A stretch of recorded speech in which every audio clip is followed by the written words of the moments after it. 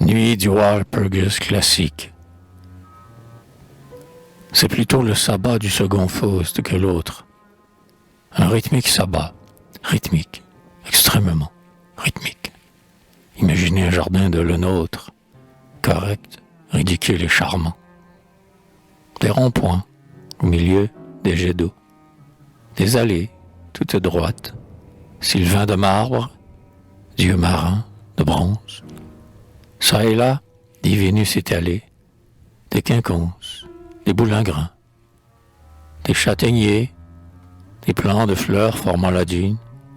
Ici, des rosiers nains qu'un goudoc effila. Plus loin, des ifs taillés en triangle. La lune, un soir d'été sur tout cela.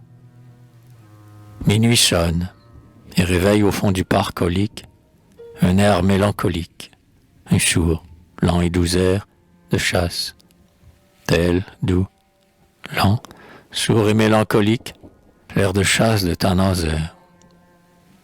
Des chants voilés de corps lointains ou la tendresse, des sens étreints les froids de l'âme en désaccord, harmonieusement dissonant dans l'ivresse.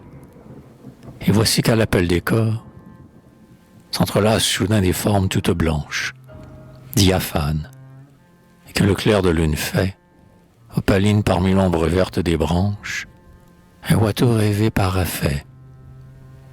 S'entrelacent parmi l'ombre verte des arbres, d'un geste alangui, plein d'un désespoir profond. Puis, autour des massifs, des bronzes et des marbres, très lentement dansent en rond.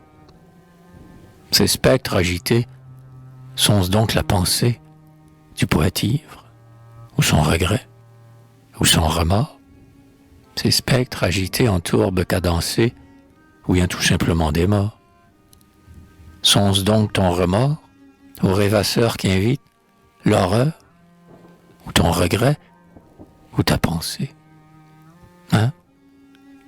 Tous ces spectres qu'un vertige irrésistible agite, ou bien des morts qui seraient fous? N'importe. Ils vont toujours, les fébriles fantômes, menant leur ronde vaste et morne et tressautant, comme dans un rayon de soleil des atomes, et s'évaporent à l'instant.